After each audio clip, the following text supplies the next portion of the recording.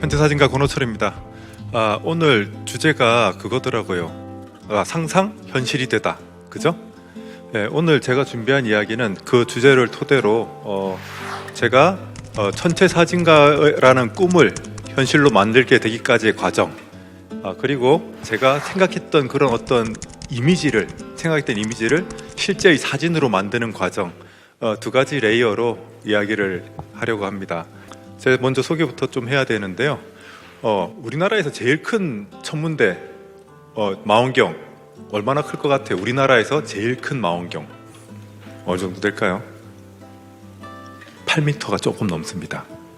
어디 있을 것 같아요? 그거가 8m가 넘는 망원경, 소백산 천문대에 있을까요? 아니면 뭐 보현산 천문대에 있을까요? 네, 정답은요, 여기 사진에 나와 있어요. 네, 칠레에 있는 제미니 천문대라고 합니다. 이곳이 이렇게 큰 세계 최대급 천문대들은 여러 나라가 같이 운영을 하거든요. 우리나라도 그 주인 중에 하나입니다. 6나라가 운영을 하고 있어서, 그래서 사실 보현산 천문대에 1m가 넘는 망원경이 우리나라 최대 망원경이 아니고, 우리나라 최대 망원경은 칠레에 있어요. 8m가 좀 넘습니다. 이렇게 제가 천체 사진을 찍으면서 전 세계를 돌아다니는 게 제 직업입니다. 이건 어딜 것 같아요? 독도에서 은하수를 찍었고요. 여기서 보면 독도가 섬이 사실 하나가 아니에요. 조그만 섬들이 굉장히 많이 있죠. 큰 거 2개 있고, 총 물리로 나온 게 91개랍니다. 그 중에 저 왼쪽 귀퉁이에 있는 저 작은 섬 위에서 아까 그 사진을 찍었어요. 그래서 밤새 거의 12시간을 찍었는데, 사실 이 섬이 그렇게 큰 섬도 아니고 동해바다 파도 거칠잖아요. 파도가 조금만 높이 쳐도 떠내려가는 거야, 잘못하면. 그래서 구명조끼를 2벌을 껴입고 밤새 버텼어요. 그렇게 제가 사진을 찍어낸 거죠. 자, 이건 어딜 것 같습니까? 예, 정답 나왔어요. 백두산. 아래쪽이 천지예요. 백두산 천지고, 백두산 천지를 둘러싼 봉우리들을 한 장의 사진으로 담으려면 어떻게 해야 될까 고민하다가 어안렌즈를 썼습니다. 어안렌즈, 물고기 눈처럼 튀어나와 있어서 180도가 한 장에 다 나오죠. 자, 이렇게 찍었고 은하수가 이렇게 지나가는 걸 볼 수가 있습니다. 제가 이거 찍고 있는 인증샷인데요. 제가 카메라를 여러 대 들고 다니고 삼각대를 여러 대 들고 다니기 때문에 제가 제 인증샷을 스스로 찍습니다. 이런 데 써먹으려고요. 그런데 저기 보면 얼음이 이제 막 녹기 시작했어요. 몇 월일 것 같습니까? 7월이에요. 백두산 천지에 얼음이 녹기 시작하는 때가 7월 초고 7월 말이 돼야 얼음이 다 녹습니다. 백두산 천지에서 물을 볼 수 있는 시기는 1년 중에 8월, 9월 딱 2달밖에 없어요. 1년 12달 중에 10달이 얼어 있습니다. 아주 춥죠? 자, 이건 어디서 많이 본 이미지 같은데요. 그죠? 저 밑에 있는 나무가 바오밥 나무예요. 네, 제가 어린 왕자가 되어 보겠다고 이렇게 카메라 덜렁 매고 이렇게 바오밥 나무가 있는 데까지 여행을 갔는데, 혼자 가면 그게 문제예요. 이게 찍어놓고 덜렁 보니까 어린 왕따죠. 이게 바로 그 바오밥 나무입니다. 남반구에 가서 밤하늘을 보게 되면 굉장히 신기한 게 뭐냐면, 이게 솜사탕 같은 거 2개가, 허연 게 2개가 떠 있는 게 눈에 보이죠. 저게 우리 은하의 위성은하, 대마젤란 은하와 소마젤란 은하가 맨눈으로 저렇게 흰 덩어리가 보입니다. 남반구 하늘엔 신기한 게 많아요. 이렇게 전 세계를 여행하면서 밤하늘을 찍는 게 제 직업입니다. 자, 누구나 이렇게 계기가 있어요. 천체 무에서 유가 나오는 게 아니죠. 자, 제가 별을 꿈꾸게 된 계기가 있습니다. 바로 책이에요. 책 한 권. 제가 고등학교 때 읽은 책 한 권이 저를 별 소년으로 만들었어요. 이 책이 1989년에 나왔는데요. 우리나라 최초의 별자리 관련 책입니다. 이 책을 읽고 제가 별 소년이 됐어요. 그리고 지금 천체사진가가 돼 있으니까 많은 분들이 천문학과를 나오지 않았을까 추측을 하십니다. 그죠? 천문학과 나왔을까요? 아니에요. 질문하는 거 보면 아닌 게 표가 나죠. 사실 제가 공대 나왔습니다. 공대. 아까 공대 몇 분 안 계시던데, 당시만 해도 산업 일꾼이 돼야 된다고 세뇌를 받던 시절이에요. 그래서 별 보고 살면 굶는 줄 알았어요. 그래서 밥벌이를 하기 위해 공대를 갔습니다. 제 전공은 조선공학이에요. 그래서 제 첫 번째 직업은 거제도에 있는 조선소에서 잠수함을 설계하는 걸 했습니다. 일은 재미있었죠. 일은 재미있었는데 사람은 행복하지가 않았습니다. 삶은 뭐 도저히 행복하고는 거리가 멀었죠. 10대 때 방황을 하잖아 보통. 근데 저 같은 경우는 20대 때 방황을 해요. 왜? 행복하지 않으니까. 그래서 이걸 하면 재밌을까? 저걸 하면 행복할까? 이런 고민을 하면서 수많은 직업을 전전합니다. 정말 많은 직업을 전전해요. 사실은 뭐 여기 신세계그룹은 안 다녀봤지만 제가 현대도 다녀봤고 LG도 다녀봤고 대우도 다녀봤고 예, 수많은 기업들을 전전하고 직업을 바꿨는데요. 그렇게 수많은 직업을 전전하다가 천체사진가가 되게 되는데 삶이 고달프니까 이게 뭔가를 꿈꾸게 되죠. 제가 별을 찍다 보니까 우주에 대해서 알게 됩니다. 우주에 대해서 알고 나면 인간은 우주먼지라는 걸 깨닫게 되죠. 제가 우주를 느끼고 나서 제가 깨달은 거가 바로 그건데요. 제 좌우명이 뭐냐면 어차피 우주먼지라면 행복한 우주먼지가 되자는 거예요. 근데 행복한 우주먼지 되기 쉽지 않습니다. 옛날에 부처님도 말씀하셨어요. 생즉고 인생은 고통이라고. 그래서 어떻게 하면 내가 행복해질 수 있을까를 고민해 보니까 내가 좋아하는 일을 해야 되겠더라고요. 내가 좋아하는 일. 그래서 스스로에게 물어봤죠. 내가 뭘 할 때 행복할까? 생각해 보니까 바로 천체사진이었어요. 천체사진을 찍을 때 내가 행복하다는 걸 깨달았죠. 그래서 천체사진가를 꿈꾸게 됩니다. 천체사진. 자, 제가 찍는 천체사진이에요. 여기가 어디냐면요. 최근에 그 헤어질 결심 박찬욱 감독 영화 있잖아요. 그 맨 마지막에 바닷가 장면 나오거든요. 거기가 여기입니다. 태안이에요. 태안. 카메라에다 렌즈를 끼워가지고 이렇게 삼각대 위에 고정시켜 놓고 오랜 시간 노출을 주면 별이 흘러간 궤적이 찍힙니다. 앞에 노란색이 좀 특이하죠? 가로등이 나트륨등이었어요. 노란색 빛이 나오잖아요. 그리고 파도가 밀려오고 밀려가면서 하얗게 부서집니다. 그 파도가 이렇게 노란색 빛을 받아서 노란 안개처럼 남았죠.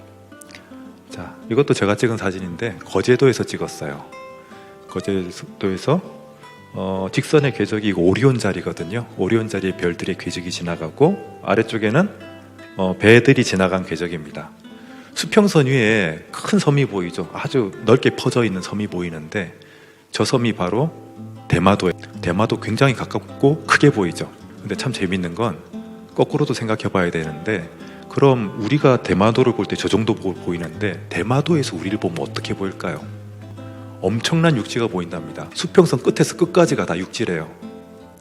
대륙이 보이는 거죠. 자, 이거는 어디냐? 전북 고창입니다. 당산나무와 함께 북쪽 하늘의 별들의 일주운동을 찍었어요. 자, 이런 사진들을 찍었는데 사실 제가 찍은 전체 사진 일반적으로 생각하는 전체 사진이랑은 좀 결이 다르죠. 제가 망원경을 안 써요. 그래서 일반 사람 눈으로 본 풍경을 찍습니다.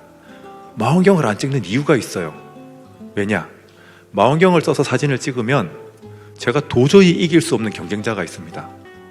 도저히 이길 수 없는 경쟁자. 그래서 도저히 쟤를 이길 수 없겠구나라고 생각하고 살리에르의 아픔을 느끼며 옆으로 돌아간 거예요. 그 경쟁자가 누구냐면요, 요 위에 있어요. 허브르 망원경입니다. 심지어 얘가 찍은 사진은 무료로 배포해요. 최근에 얘보다 더 센 녀석이 나왔어. 제임스 웹. 야, 이건 도저히 이길 수가 없는 거야. 그래서 망원경으로 찍으면 도저히 이길 수가 없습니다. 경쟁할 수가 없어요. 그래서 이렇게 돌아서 이런 일반적인 사람의 눈으로 본 밤하늘을 제가 찍게 돼요. 이 사진은 서산에 있는 절터에서 찍었습니다. 자, 그런데 이런 사진 찍어서 제가 천체사진가가 될 수 있을까요? 과연 직업으로서 먹고 살 수가 있을까요? 이런 사진으로? 끄떡끄떡 하시는데, 자, 이 사진을 제가 2004년에 찍었어요. 2004년에 찍은 이 한 장의 사진으로 제가 2022년 18년 동안 제가 번 돈이 과연 얼마쯤 될 것 같습니까? 자, 이 사진 한 장으로 번 돈 한번 추정을 해보시죠. 100만 원 정도 벌어서 100만 원. 얼마 안 되죠. 그런데 제가 이런 사진이 몇백 장 있다고 생각해 보세요. 갑자기 제가 재벌같이 보이시지 않습니까? 옷 비싸 보이죠? 그런데 이 사진 찍은 원가도 한번 생각해 봐야 돼요. 매출만 생각하면 안 되잖아요. 들어간 돈 얼마쯤 될까? 자, 힌트 나갑니다. 자, 2001년부터 실패한 사진이에요. 2001년부터 2002년이 될 때까지 계속 실패했습니다. 마음에 드는 사진이 안 나왔어요. 자, 끝이 아니죠. 2002년부터 2003년이 될 때까지 계속 실패한 사진이에요. 계속 실패했어요. 마음에 드는 사진이 역시 안 나왔습니다. 끝이 아니겠죠. 자, 2003년에 실패한 사진들이에요. 계속 실패했는데 2003년에 실패한 사진들 보니까 왠지 좀 비슷하죠, 다들? 왜냐하면 실패도 거듭하다 보면 배우는 게 있어요. 군뱅이도 뒹굴다 보면 뒹구는 기술이 느는 거죠. 하늘이 좀 파래졌습니다. 제가 찍다 보니까 달이 가늘게 뒤통수 방향에 뜨면 하늘이 파랗고 예쁘게 나온다는 걸 알게 됐어요. 그리고 바닥에 눈이 와야 뭔가 깔끔해지더라고요. 그래서 눈이 오면 깔끔해지는구나, 분위기가. 그런데 저기 보시다시피 눈이 와도 누가 먼저 와서 밟으면 되게 지저분해요. 그래서 완벽한 조건. 날이 쨍하게 맑은데 달은 가늘게 등 뒤에 떠 있고 눈은 왔는데 아무도 안 밟은 그 완벽한 조건을 찾아서 수십 번 왔다 갔다 한 거죠. 그래서 이 한 장의 사진을 얻고 100만 원을 벌었는데 보시다시피 쓴 돈이 더 많을 것 같죠? 한 400만 원 썼어요. 카메라 값 빼고. 그럼 적자죠. 적자입니다. 이래가지고 천재 사진가가 될 수 없죠. 자, 그럼 어떻게 내가 천재 사진가가 될 수 있을까? 고민을 해야 됩니다. 고민을 하고 작전을 짜야 원하는 걸 얻을 수 있어요. 상상만 해가지고는 안 됩니다. 현실로 이루려면 작전을 잘 짜야 돼요. 사실 저도 이런 강연에서 배웠어요. 이거 뭔지 아세요? 눈치 빠른 분들 아실 것 같은데, 네, 스와트예요. 스와트. 이런 거 배웠어요. 내가 장점이 뭐고 약점이 뭐고 어디서 위기가 오고 어디서 기회가 올 수 있다, 이거를 생각하고 뭔가 작전을 짜면 치킨집을 해도 잘할 수 있다고 알려주더라고요. 그래서 이거를 천재사진에다 적용을 해봤어요. 자, 내가 어떻게 하면 먹고 살 수 있을까? 근데 그 당시만 해도 필름이 디지털로 바뀌던 격변기였습니다. 그 당시에 어떤 일이 있었냐면 골목골목마다 사진관이 있었어요. 필름 시절이 끝나갈 때 싹 망했습니다. 굉장히 위기죠. 동업자들이 다 망하고 있으니까. 그런데 위기는 또 기회라고 하잖아요. 어디서 또 기회가 생겼을까? 생각해보니까 디지털 시대가 오면 필름 값이 안 들어. 그죠? 필름은 한 집어넣고 찍으면 36장이 최대입니다. 그런데 메모리 카드만 충분하면 디지털 시대에는 사진을 계속 찍어댈 수 있죠. 그래서 사진을 계속 찍어대면 이 찍어댄 사진으로 영상을 만들 수 있겠다고 생각을 합니다. 사진 시장보다 영상이 좀 비싸게 받을 것 같지 않아요? 그죠? 그래서 시도를 했어요. 초창기 디지털 카메라가 나왔을 때 사다가 테스트를 해봤는데 별을 찍어보니까 별보다 노이즈가 더 많이 나와요. 야, 이건 멀었구나. 저는 정말 한 20년은 기다려야 될 줄 알았어요. 그런데 사회 변화는 생각보다 굉장히 빠릅니다. 시간이 몇 년 지나지도 않았는데 좋은 디지털 카메라가 개발이 되면서 이전에 필름으로는 찍을 수 없었던 그런 세상을 찍을 수 있게 됩니다. 상상만 하던 세상이 온 거죠. 15초만 노출을 줬는데 이렇게 별이 쏟아지는 사진을 얻을 수 있게 됐어요. 필름 시절에는 감도가 약해서 일주 사진으로만 찍었거든요. 궤적, 별이 지나간 궤적. 그런데 이제는 인간의 눈으로 본 그런 밤하늘을 그대로 찍을 수 있는 시대가 열린 거죠. 이 사진이 15초 사진이라니까 참 저는 너무 놀랍지만 일단 나의 꿈을 펼칠 수 있는 시대가 왔다라고 생각을 합니다. 그리고 이전부터 생각해왔던 그거 바로 시도를 해보죠. 자, 사진을 연속으로 찍어서 영상을 만든 겁니다. 별똥별도 하나 떨어지죠. 킬리만자로 산이에요. 이까지 갔습니다. 밑에 헤드랜턴 머리에 쓰고 올라가는 사람들 불빛도 보이고 내려오는 사람들은 고산병 때문에 지쳐서 내려오는 거예요. 이렇게 은하수가 빛나는 밤하늘 굉장히 끌리죠. 그냥 사진 한 장보다 이렇게 사진으로 영상을 만드니까 밤하늘의 그 느낌을 정말 제대로 전달할 수 있는 그런 컨텐츠를 만들 수 있게 됩니다. 자, 이렇게 사진을 찍었는데요. 사실 재밌는 게 있어요.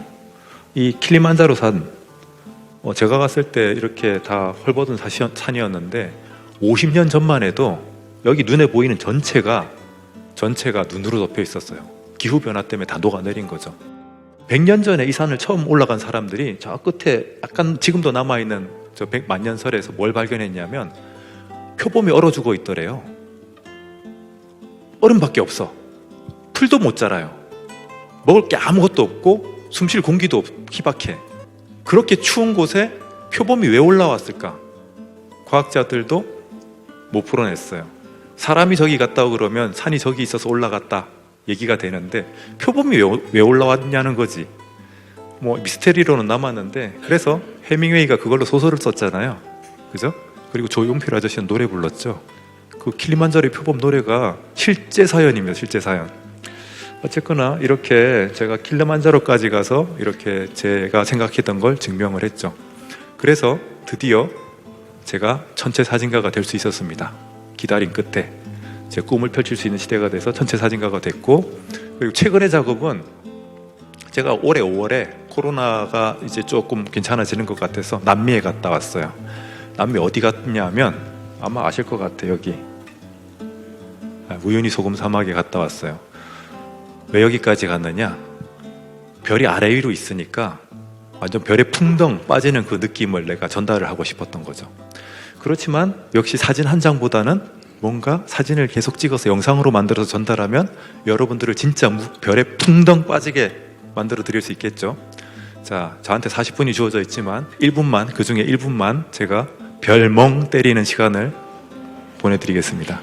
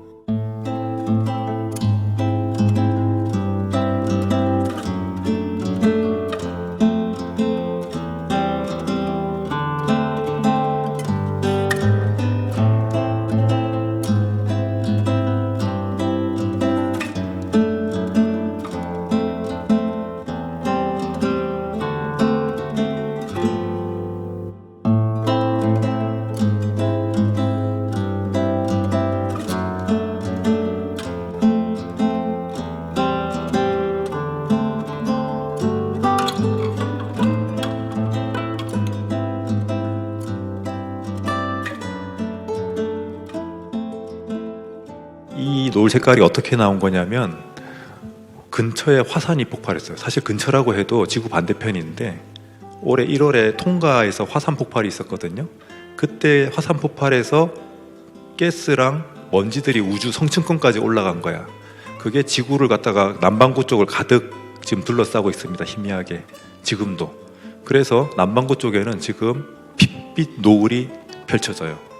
그것 때문에. 그리고 뭉크가 그 그림을 그릴 때에도 북반구 쪽에 큰 화산 폭발이 있었거든요. 그래서 그 핏빛, 그 볼케닉 트윌라이트라고 하는데, 그래서 굉장히 특이한, 굉장히 핏빛 붉은 노을이 지금 펼쳐지고 있습니다. 이렇게 천체 사진가가 돼서 제가 생각했던 꿈을 이렇게 펼치고 있는데, 과연 이렇게 계속 잘 행복하게 잘 살 수 있었을까? 또 여러분한테 이런 걸 보여드려야 되는데요. 이 이미지의 제목은 뭐냐면 박수 칠 때 떠나라예요. 박수 칠 때. 왜냐? 도입기 때는요, 아까 제가 생각했던 거, 디지털 카메라가 나오기도 전부터 사진으로 영상을 만들 생각을 했잖아요. 그걸 타임랩스라고 하거든요. 사진을 찍어서 영상을 만드는 기술. 초창기 때는 타임랩스 검색만 하면 제 이름이 연관 검색어로 같이 떴어요. 잘 나갔겠죠. 그런데 성장기가 되니까 시장이 커지지만 경쟁자도 많아집니다. 성숙기가 되니까 시장이 포화되는데, 그때가 되면 타임랩스를 자동으로 만들어주는 소프트웨어도 개발이 되고, 요즘 최신형 디지털 카메라에는 타임랩스 기능이 아예 내장되어 있습니다. 저 같은 사람이 필요 없게 되는 거죠. 그리고 세태기가 옵니다. 이제 타임랩스 한물 갔어요. 다들 드론으로 찍습니다. 시장 자체가 줄어들어요. 그 전에 탈출을 해야 되죠. 자, 기업체도 신시장 창출 뭐 이런 거에 목숨 겁니다. 프리랜서도 마찬가지예요. 신시장 계속 창출해야 돼요. 뭐 치킨집 하더라도 신메뉴 계속 개발하고 전단지 뿌려야지 매출이 안 줍니다. 저같이 한 우물 파는 사람들도 뭔가 계속 뭔가를 해야 돼요. 근데 우물을 깊게 팔려면 넓게도 파야 되는 거 아시죠? 그죠? 그래서 넓게 파다 보면 옆에서 뭐가 나와. 완전히 무에서 유가 창조되지 않습니다. 자, 내가 나만이 경쟁력을 가지고 있는 뭔가 이걸 잘 찾아야 되는데 그런 것들을 파다 보면 나오는 거예요. 제가 찾은 게 이거예요. 자, 일몰을 찍었는데요. 이거 독도에서 찍은 일몰입니다. 독도에서 찍은 일몰인데, 자, 뒤에 뭐가 보이죠? 섬이 하나 보입니다. 큰 섬 보이죠? 네, 울릉도입니다. 독도에 제가 한 달 정도 가서 촬영을 했어요. 다큐멘터리 촬영 때문에 한 달을 독도에서 살았는데 울릉도가 종종 보이더라고. 울릉도가 종종 보일 때 그때마다 그 생각을 했어요. 아, 그럼 저 울릉도에 있는 사람은 여기 독도가 보일까? 그 생각을 했죠. 그래서 내가 독도에서 울릉도를 찍었으니까 울릉도에서도 독도를 찍으면 좋겠다, 그 생각을 합니다. 이게 그 유명한 50페이지 셋째 줄이에요. 50페이지 맞고 셋째 줄 맞죠? 여기에 울릉도 독도가 서로 보인다 돼 있잖아요. 이 역사적 사실을 내가 사진으로 증명해내면 야, 이건 비싸게 팔 수 있어, 이 생각을 합니다. 아니, 직업인이잖아. 먹고 살아야 되잖아요. 그죠? 현실에 발을 딛고 꿈을 꾸는 겁니다. 그래서 이런 계기가 있어서 독도 프로젝트를 하게 됐어요. 자, 울릉도에서 독도 꽤 멀어요. 거리가 87.4km나 됩니다. 그래서 일본에서는 독도가 너무 멀어서 절대 보이지 않는다 이렇게 주장하는 사람들도 있어요. 그런데 제가 직접 봤고 역사서에도 돼 있으니까 나는 이걸 사진으로 증명할 테야 했죠. 자, 굉장히 멉니다. 이게 어느 정도냐면요, 서울 남탄타워에 딱 올라가서 87.4km면 당진이 보여야 돼요. 꽤 멉니다. 진짜 날씨 맑으면 인천 앞바다 보인다고 뉴스에 나오지만 당진 보인다고 뉴스 나온 적 단 한 번도 없죠. 쉽진 않은 거예요. 그래서 이게 성공률을 높이려면 어떻게 해야 될까 고민을 합니다. 그런데 아까도 말씀드렸다시피 인간은 누구나 내가 서 있는 자리가 있고 꿈꾸는 곳이 있죠. 제 서 있는 자리가 어디입니까? 천체사진가죠. 공돌이 출신이죠. 그 기반에서 내가 생각해낼 수 있는 게 있었어요. 아주 쉽게 찍을 수 있는 방법을 개발해낸 거죠. 천체사진을 찍으니까 알 수 있는 거였어요. 바로 답은 이겁니다. 태양. 진짜 밝아요. 이거 태양까지 거리는 1억 5천만 킬로미터나 떨어져 있지만 웬만큼 구름이 껴도 태양은 보입니다. 그러면 태양이 보일 때 태양 앞에 뭔가 있기만 한다면 무조건 보이는 거야. 그죠? 태양만 보이면 이건 무조건 보이는 거죠. 그거를 생각해낸 거예요. 야, 이거 쉽게 찍을 방법을 찾았다. 독도가 태양 앞에 있으면 무조건 보인다. 그 생각을 한 거예요. 그래서 시도를 하게 됐죠. 첫 해 시도를 했는데 실패했어요. 날씨가 너무 안 좋아서 태양도 안 보였어. 그래서 실패했죠. 그리고 두 번째 해에 다시 시도를 합니다. 시도를 했는데 이번엔 태양이 보였어요. 그런데 독도가 안 보여. 뭐지? 고민을 합니다. 이건 뭐가 잘못됐을까? 여러 가지 고민을 해요. 그러면서 또 여러 가지 또 생각을 해보죠. 야, 일단 망원렌즈도 이참에 정비를 하자. 내가 이 독도를 찍으려면 어느 정도 망원렌즈를 써야 될까? 여기서부터 다시 출발을 해봅니다. 독도가 어느 정도 크기로 보이는지 알아야지 이 망원렌즈 화각을 정할 거 아니에요. 어떻게 정할 것 같아요? 대충 찍어서 예측을 잘 해야 되겠죠. 자, 울릉도에서 보이는 독도의 크기 어느 정도 크기로 보일까? 태양 대비해서. 자, 공돌이는 알 수 있습니다. 공돌이는 왜냐? 다음 지도에서 찍어보니까 한 480m 정도 나와요. 폭이. 근데 거리가 90km죠. 네, 삼각함수로 계산할 수 있습니다. 이거 공돌이 아니래도 고등학교 교과서 과정이잖아요. 삼각함수. 고등학교 교과서만, 수학 교과서만 충실히 공부했다면 누구나 풀 수 있는 문제입니다. 그죠? 이런 이야기 들으면 굉장히 재수는 없습니다. 어쨌든 계산해 보니까 0.3도 나와요. 근데 태양 시직경 0.5도라는 걸 알고 있거든요. 그러면 0.5도짜리 태양 안에 0.3도짜리 독도가 쏙 들어가겠다, 이런 상상을 하게 됩니다. 시뮬레이션을 해본 거죠, 머릿속에서. 이렇게 찍을 수만 있으면 이건 완전 대박이다 생각을 합니다. 이건 상상이죠. 이걸 실제로 만들어야 되는 거예요. 자, 그런데 아까도 생각했다시피 두 번째 해에 또 실패했죠. 태양이 보이는데 독도가 안 보였어요. 왜 안 보였을 것 같아요? 제가 어마어마한 어처구니 없는 실수를 했어요. 제가 한 어처구니 없는 실수. 뭘까요? 힌트. 이건데. 지구가 둥글다는 걸 생각을 못했어요, 제가. 지구가 둥그니까 저 수평선 뒤로 독도가 이렇게 돼서 내려가 버린 거야. 독도가 저 수평선 밑으로 내려간 거예요. 평소에 지구가 둥글다는 거 느끼고 살 일이 없잖아요. 그렇지만 90km나 떨어져 있으면 그거를 고려를 해야 되는 거야. 그거를 생각을 못했어요. 그래서 생각해 보니까 저 정도는 올라가야 독도 끄트머리가 보이기 시작하겠더라고. 그리고 독도가 제대로 보이려면 더 올라가야 돼. 딱 보이는 높이가 있을 거예요. 근데 너무 올라가도 안 돼. 너무 올라가도 수평선 위로 튀어나온 것만 보일 거거든요. 그래서 딱 맞는 저 높이를 알아내야 돼. 아, 저거 어떻게 풀 수 있을까? 역시 공돌이는 할 수 있습니다. 이렇게 하면 돼요. 피타고라스 정리잖아. 이거 중학교 수학이에요. 중학교 수학 교과서만 충실히 공부했다면 누구나 풀 수 있는 문제입니다. 풀어보니까 600m 정도 나와요. 그래서 대기 굴절 고려하면 한 400~500m 정도가 적절한 높이다 라는 걸 알게 됐죠. 그런데 호기심이 생겼어. 그러면 울릉도에서 가장 잘 보이는 높이는 알았는데 보이기 시작하는 높이, 독도가 보이기 시작하는 높이 몇 미터나 될까? 그것도 계산할 수 있죠. 해보니까 이렇게 하면 돼요. 접선을 그려서 독도 끄트머리에 연결하고 저 피타고라스 정리 2번이면 계산이 됩니다. 계산을 해보니까 150m 정도 돼요. 그리고 또 호기심이 생겼어.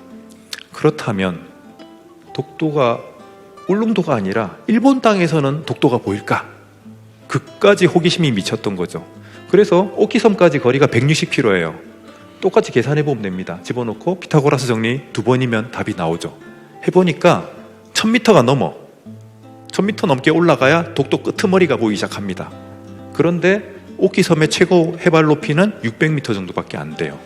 그러니까 일본 땅에서는 죽었다 깨나도 독도가 안 보인다는 게 수학적으로도 증명이 되는 거죠. 우리나라 땅에서는 독도가 보인다. 수학적으로 증명이 되고요. 이게 굉장히 영토 문제에서도 중요해요. 부속섬이라는 개념이 눈에 보여야 부속섬이거든요. 그래서 울릉도의 부속섬이 독도다 말이 되지만 일본 오키섬의 부속섬이 독도다 말이 안 됩니다. 그래서 독도는 우리 땅이다 주장할 수 있는 거죠. 자, 이제 3차 시도. 울릉도에서 독도가 태양 일직선이 되는 시기가 1년에 2번 옵니다. 매년 11월, 매년 2월 각각 2주 정도씩 이 시기가 와요. 그래서 3차 시도를 하게 되죠. 세 번째 시도에서는 한 번만에 성공했어요. 한 번만에. 아침에 태양 때문에 보이는 거라고 예측을 했잖아요. 해가 보이면 무조건 보이는 거야. 그래서 굉장히 쉽다. 생각보다 독도가 잘 보인다 라는 걸 이렇게 증명을 했죠. 그런데 이렇게 사진을 찍어 놓고 보니까 2% 부족해. 꿈꾸던 이미지를 찍었지만 실제 꿈꾸던 것보다는 2%가 부족해. 사진 취미로 하시는 분들 알아요. 굉장히 유명한 사진 찍는 포인트 가면 다들 줄 서서 사진 찍거든요. 이 포인트도 사람들 줄 서서 찍겠더라고. 그래서 그렇게 되면 저보다 더 좋은 카메라, 더 좋은 렌즈 가지고 찍으면 이거보다 더 좋은 사진 나올 수 있잖아요. 그럼 제가 사진 못 팔겠죠? 그래서 다시 도전합니다. 자, 이번엔 사진을 연속으로 찍어서 타임랩스로 찍었어요. 자, 동해바다에서 저렇게 태양이 떠올라서 독도를 정확하게 치고 올라갑니다. 태양의 힘으로 독도가 보이는 거예요. 그래서 아침에 해가 뜰 때 울릉도에서 독도가 의외로 아주 쉽게 보입니다. 아주 쉽게 보여요. 그런데 재밌는 건 뭐냐면 태양의 힘으로 보이는 거다 보니까 태양이 점점 올라가서 독도랑 멀어지면 독도가 점점 사라져요. 공기 중으로 아스라이 사라집니다. 자, 10초만 더 볼게요. 10초만 더 보면 이제 독도가 안 보이게 돼요. 자, 지금 보이시나요? 지금 벌써 안 보이는 사람 있나요? 그럼 안경을 끼셔야 돼요. 지금은 독도가 희미하게 보이죠? 희미하게 보이는데 점점 희미해집니다. 점점 희미해지면서 독도가 안 보이게 돼요. 낮에도 독도가 보이는 날은 1년에 며칠 안 됩니다. 그 정도로 날씨 맑은 날은 얼마 안 돼요. 그렇지만 아침에는 웬만하면 이렇게 독도가 보이다가 사라지게 되죠. 이렇게 독도를 성공 촬영 프로젝트를 성공을 했어요. 드디어 상상하던 걸 현실로 만들어냈죠. 제가 찍어낸 사진이 고등학교 수학 교과서에 실렸어요. 수학을 공부하면 이렇게 사진가가 돼서도 써먹을 수 있다. 그러니까 학생들 공부해야 돼요. 이런 용도로 쓰이고 있습니다. 그리고 수능 모의고사로도 출제가 됐어요. 제가 이거를 2014년에 성공했는데 2015년이 광복 17주년이었습니다. 대목인 거죠. 자, 이 대목을 맞아서 제가 이 울릉도 독도 사진 세트를 가지고 제가 과연 얼마를 벌었을 것 같습니까? 선제사진가로도 살아남아야죠. 얼마 벌었을까요? 1억. 제가 갑자기 부자가 된 느낌인데 10분의 1이에요 그거. 이유가 있어요. 생각보다 얼마 못 벌었죠? 이게 다 무단도용입니다. 제가 알고 있는 것만 이만큼이에요. 돈 주고 산 데가 2군데밖에 없습니다. 전부 무단도용이에요. 되게 이름만 대면 알만한 프로그램들 많이 있죠? 예. 그래서 제가 이걸 하고 나서 제가 깨달았어요. 그전에는 해밍웨이의 노인가 바다 그 소설을 이해를 못했는데 이해를 하게 됐어요. 아, 이렇게 큰 물고기를 잡아도 뼈밖에 안 남을 수가 있구나. 그걸 알게 됩니다. 어쨌거나 제가 찍은 영상은 국가에 그냥 기증했어요. 돈 버는 거 포기하고 국가에 기증했고 애국가 첫 장면에 써달라 하고 기증을 했습니다. 그리고 제가 찍은 위치들을 아예 인터넷에 다 공개했어요. 그래서 제가 꿈꾸는 건 또 뭐냐면 저 중간 위치들을 다 이으면 둘레길을 만들 수 있겠죠. 둘레길 중간중간에 말뚝을 박아요. 그리고 날짜를 표시하죠. 그럼 대한민국 사람 누구나 이 둘레길을 걷다가 그 위치에서 독도를 품은 일출을 보게 될 겁니다. 어쨌거나 3년이나 투자해가지고 3년 연봉을 못 벌었으니까 적자죠. 적자인데 천재사진가로 먹고 살려면 팔 수 있는 건 다 팔아야 돼. 결국은 흑자로 만들었어요. 제가 뭘 팔아서 흑자로 만들었을 것 같습니까? 지금도 팔고 있잖아요. 스토리를 팔고 있습니다. 그래서 먹고 살고 있어요. 어쨌거나 뭐 큰 돈을 못 벌었기 때문에 이제 또 대박을 노리면서 또 인생 역전을 또 뭔가 해야 되겠다 생각을 하죠. 그래서 뭘 팔아야 먹고 살 수 있을까 또 고민을 합니다. 그래서 그 다음 프로젝트가 뭐였냐면 오로라예요. 오로라. 내가 느낀 밤하늘의 경이로움을 내가 느낀 오로라의 경이로움을 사람들한테 전달하자. 그래서 돈을 벌어보자. 해외에서도 먹힐 만한 콘텐츠는 오로라다 이 생각을 한 거예요. 가장 경이로운 대상이니까. 그래서 제가 책도 냈어요. 오로라를 찍어서 책도 내고 제가 전시도 했고 그리고 제가 출연한 다큐멘터리도 3편 나왔습니다. 이렇게 다큐멘터리에도 나오고 제가 찍은 사진이 내셔널 지오그래픽 잡지 홈페이지 대문에 걸린 적도 있습니다. 내셔널 지오그래픽에도 사진을 팔았다는 얘기죠.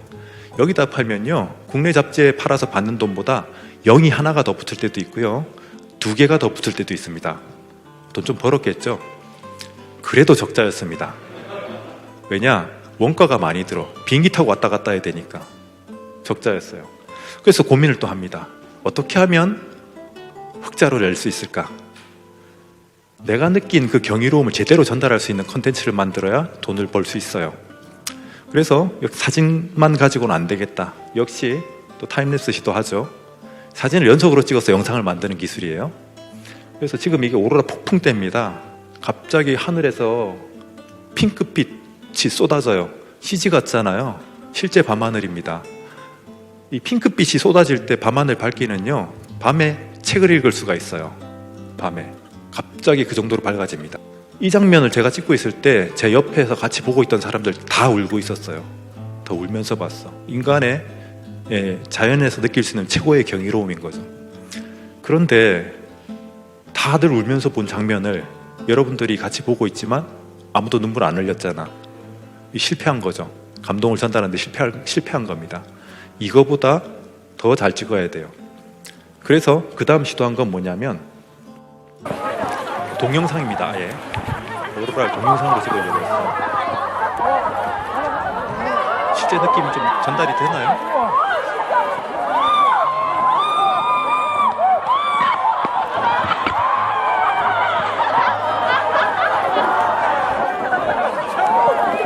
오로라가 이렇게 빨리 움직일 거라고 상상을 못 하셨죠?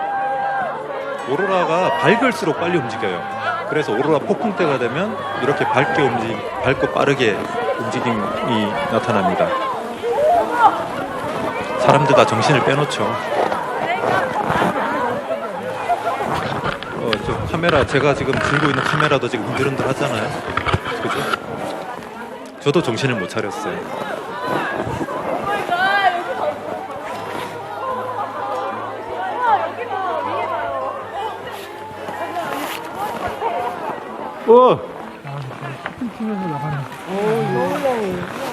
잠깐 초점 안 맞췄잖아 이거.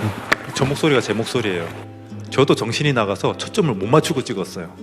그래서 다들 울고 비명 지르면서 봤지만 여러분 아무도 비명 안 질렀잖아. 눈물도 안 났죠. 실패한 거예요. 어떻게 하면 성공할 수 있을까? 진짜 그 오로라의 경이로움을 어떻게 하면 전달할 수 있을까? 그런 고민을 합니다. 일단 뭐가 문제인지를 분석을 해야 돼요. 초점이 안 맞았죠? 카메라 막 흔들흔들하죠? 그렇지만 결정적인 거라고 생각한 건 오로라가 밤하늘 가득 덮으면서 막 춤을 춰요. 그런데 네모나게 일부만 잘라서 보고 있잖아요. 그러니까 실감이 안 나지. 그래서 이런 걸 생각해요. 밤하늘 전체를 한 번에 찍어버려야 되겠다. 그래서 저런 건 어디서 볼 수 있을까?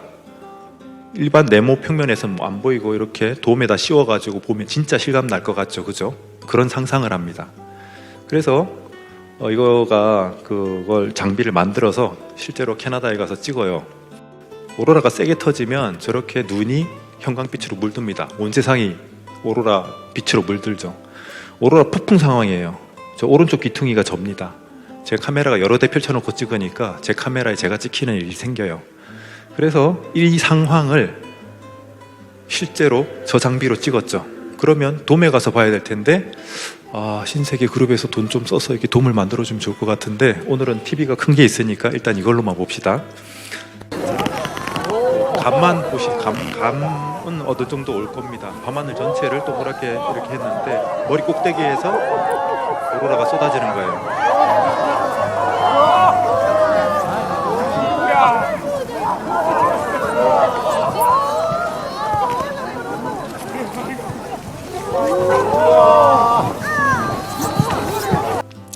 잠깐 맛만 봤는데요. 이거를 돔에 가서 틀어주니까 드디어 눈물 흘리는 사람이 나오더라고요. 그래서 실제로는 한 100명 중에 50명 정도가 눈물 흘리면서 봤지만 물론 돔에서는 100명 중에 한두 명 정도 울긴 합니다. 어쨌거나 눈물이 나는 컨텐츠를 드디어 만든 거예요. 이게 세계에서 최초로 촬영된 오로라 VR입니다. 세계 최초 컨텐츠예요. 그래서 인터넷에서 제 이름을 치면 이렇게 헤드셋을 쓰고도 볼 수 있게 컨텐츠로 제공을 하고 있습니다. 그래서 이 컨텐츠를 바탕으로 제가 천체 투영관용 컨텐츠를 만듭니다. 고부가가치 컨텐츠겠죠. 그래서 우리나라 과천과학관에서도 상영을 하고 있고 우리나라 많은 과학관에다 팔았어요. 그리고 우리나라뿐만 아니라 미국, 유럽 이런 데도 많이 팔았고 일본에도 많이 상영이 되고 있습니다. 그래서 이걸로 돈을 좀 만졌어요. 드디어 흑자로 전환을 할 수 있었던 거죠. 그리고 이 영화는 독일에서 열렸던 천체투영관 영화제에서는 대상을 받았습니다. 그래서 이렇게 상상하던 것을 제가 실제로 구현을 해냈고 그 과정에서 흑자를 내는 직업인으로서의 천체사진가라는 꿈을 또 이룰 수가 있었던 거죠. 그래서 뭔가 하고 싶은 게 있으면 끝까지 고민을 하고 그 방법을 찾아야 됩니다. 그래야 신시장 창출 이런 것도 할 수 있는 거고 먹고 살 수 있게 되는 거죠, 저같이. 그래서 뭐 10년 뒤에 제가 다시 나온다면 만약 뭐 또 뭔가 새로운 도전을 뭔가 하나가 추가됐을 것 같아요. 어쨌거나 재밌는 건 뭐였냐면요, 제가 천체사진가가 되고 나서 제 운명을 바꿨던 그 책 별자리 여행, 그 책의 개정판이 23년 만에 나옵니다. 그 개정판의 사진을 제가 찍게 됐어요. 그래서 인생이 돌고 돌면서 재밌는 인연을 많이 만들고요. 어쨌거나 계속 달려야 됩니다. 뭐 백조가 물에 떠 있는 게 우아해 보여도 발은 계속 바쁘죠. 제 블로그 첫 화면인데 제목이 사진가로 살아남기예요. 살아남기. 쉽지 않습니다. 계속 도전해야 되죠. 그래서 상상을 현실로 만들 수 있는 걸 이루려면 계속 노력해야 됩니다. 이렇게 계속 저도 노력하고 있고요. 그래서 여러분 앞에까지도 이렇게 설 수 있게 된 것 같습니다. 고맙습니다.